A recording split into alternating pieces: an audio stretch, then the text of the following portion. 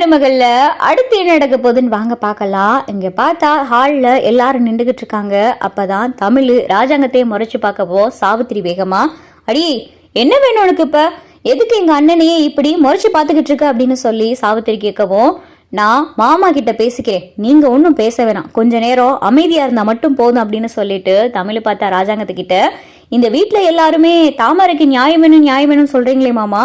எனக்கு மட்டும் இந்த வீட்டுல அநீதி நடந்துகிட்டு இருக்கே, இதுதான் உங்களுடைய தீர்ப்பா அப்படின்னு சொல்லிட்டு தமிழ் கேட்டதும் அப்பதான் பார்த்தா ராஜாங்கம், மோகனா எடுத்து சொல்லி புரிய வைக்க வேண்டியதானே அப்படின்னு சொல்லிட்டு ராஜாங்க சொல்லும் போது தமிழ் கிட்ட பார்த்தா மோகனா தமிழ் அப்படின்னு சொல்ல வராங்க. அத்தை போதும் நிறுத்துங்க, நான் எதா இருந்தாலும் மாமா கிட்ட பேசிக்கிறேன் அப்படின்னு சொன்னேன். மாமா எதா இருந்தாலும் நீங்க எனக்கு நேருக்கு நேரா பதில் சொல்லலாம், நான் உங்ககிட்ட ஒரு சில கேள்வி கேட்கிறேன், அதுக்கு மட்டும் நீங்க பதில் சொன்னா மட்டும் போதும் அப்படின்னு சொல்லிட்டு தமிழ் சொல்லும்போது, இந்த இதுல தாமரைக்கு நியாயம் வேணும்னு சொல்றீங்க, அதே விதத்துல என் புருஷன் சேதுபதிக்கும் நியாயம் வேணும் தானே அப்படின்னு சொல்லிட்டு தமிழ் கேட்டதும் அப்பதான் பார்த்தா ராஜாங்கம், சேதுக்கு என்ன நியாயம் வேணும், வீட்டுல இருக்கிற எல்லாருமே அன்னைக்கு நடந்த காட்சிக்கு சாட்சியா இருந்தாங்க,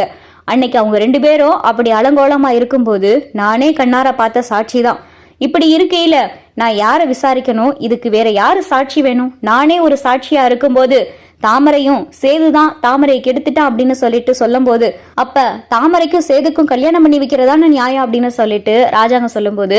சரி மாமா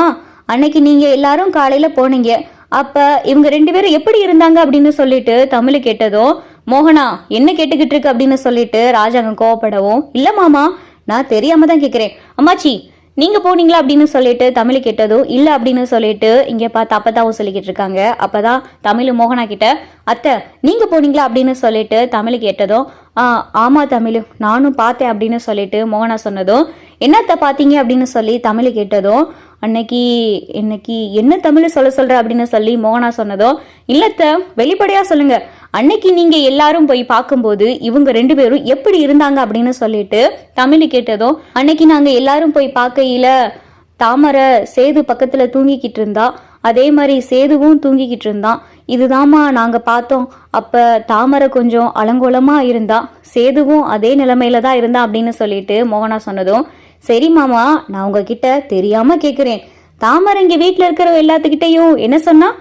சேது தன்னை வலுக்கட்டாயமா கெடுத்துட்டதா அப்படிதானே சொன்னான், யாராவது வலுக்கட்டாயமா கெடுத்தா இப்படி கட்டி பிடிச்சுக்கிட்டு தூங்கிக்கிட்டு இருப்பாங்களா, இல்ல வலுக்கட்டாயமா கெடுத்தவங்க பக்கத்துல படுத்து தூங்கிக்கிட்டு இருப்பாங்களா, என்ன பண்ணிருக்கணும், உட்காந்து அழுது இருக்கணும், அந்த நிமிஷமே வீட்டுல இருக்கிற எல்லாத்தையும் கத்தி கூப்பிட்டு இருக்கணும், அப்படி ஒரு சம்பவம் நடந்ததுக்கு அப்புறம் கூட வெளியில வந்து எல்லாத்தையும் கூப்பிட்டு இருக்கணும், ஆனா எதுவுமே நடக்கல. இங்க நிக்கிற தாமரை சொல்ற மாதிரி என் புருஷன் தாமரைய வலுக்கட்டாயமா கெடுக்கவும் இல்ல, என் புருஷனுக்கும் தாமரைக்கும் எந்த தப்பும் நடக்கவும் இல்ல, இத வச்சே நல்லா புரிஞ்சுக்குங்க மாமா, யாராவது வலுக்கட்டாயமா கெடுத்தா இப்படி பக்கத்துல படுத்து தூங்கிக்கிட்டு இருப்பாங்களா, இது ஒரு நாடகம்னு உங்களுக்கு இதுல இருந்தே தெரியலையா மாமா அப்படின்னு சொல்லிட்டு தமிழ் கேட்டதும் இங்க பார்த்தா சாவித்திரிக்கும் தாமரைக்கும் தலையில இடியே இறங்கின மாதிரி ஆயிருது. சாவித்திரி வேகமா இடையில புகுந்து, அண்ணே இவ பேசுறதெல்லாம் காதுல வாங்கிக்கிட்டாத, இவ ஏதோ கல்யாணத்தை நிறுத்துறதுக்காண்டி இப்படி எல்லாம் பேசிக்கிட்டு இருக்கா அப்படின்னு சொல்லி சாவித்திரி சொல்லும் போதுதான் ராஜாங்கம், சாவித்திரி கொஞ்சம் அமைதியாரு அப்படின்னு சொல்லிட்டு ராஜாங்கம் சொல்லிடுறாரு,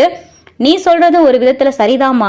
நான் சேதுவை கொஞ்சம் விசாரிக்காம இருந்தது தப்புதான், சேது இங்க வா அப்படின்னு சொல்லிட்டு ராஜாங்க பார்த்தா சேது கிட்ட விசாரிக்க போறாரு.